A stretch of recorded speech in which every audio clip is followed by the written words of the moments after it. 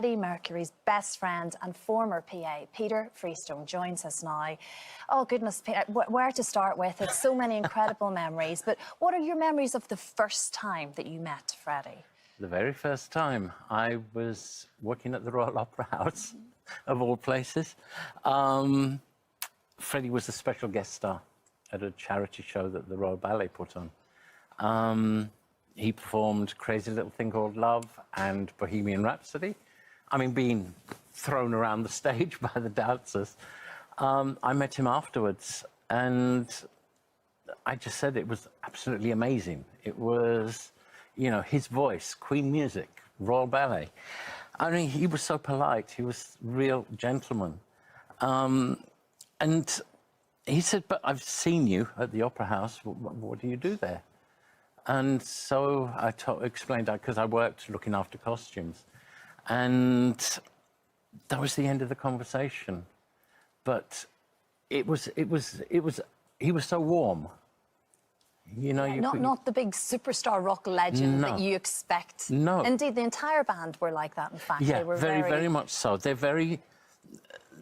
They understand life. Yes, and very giving, I guess. But you did click, and you went on to work for Freddie, and indeed very, very closely. So out of this working relationship came an incredible friendship. Very much. But you went on to say PA is probably, you know, it doesn't really cover as much as what you did. You were a real ally, I guess, for all of those years. Well, the thing is, basically, my job was to make his life easier.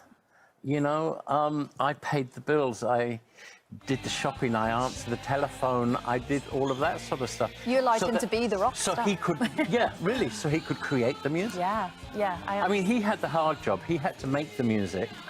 I had the easy job, I spent the money. You made life happen behind the scenes. Yeah. And talking about behind the scenes and away from the stage, what was he like as a friend?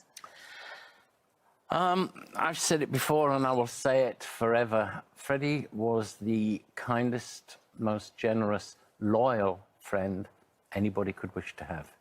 He would do anything for his friends. But the thing is, on the other side, his friends would do anything for him.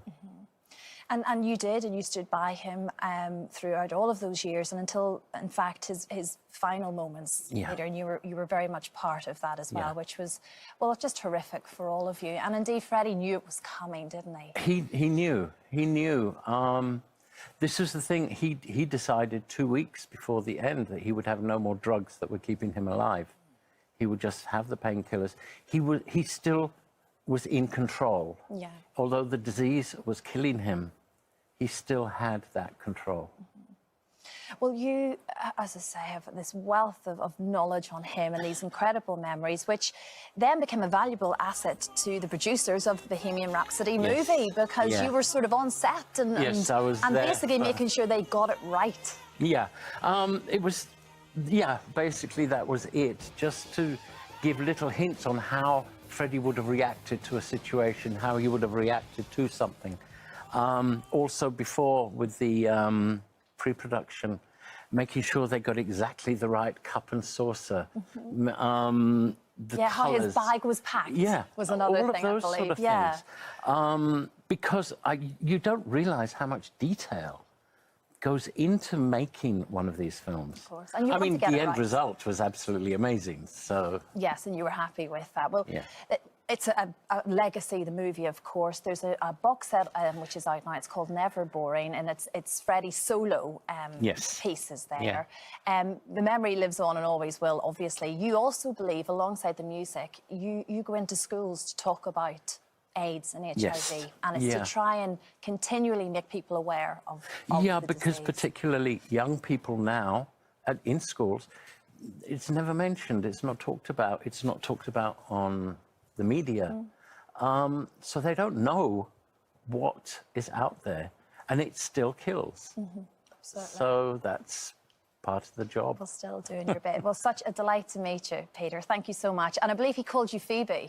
Yes. That was your nickname. I should have called you that, really, the whole way through, shouldn't I? But yes, it was such a great time to chat with you. Thank you very much. No, it's been wonderful. Thank you, Peter.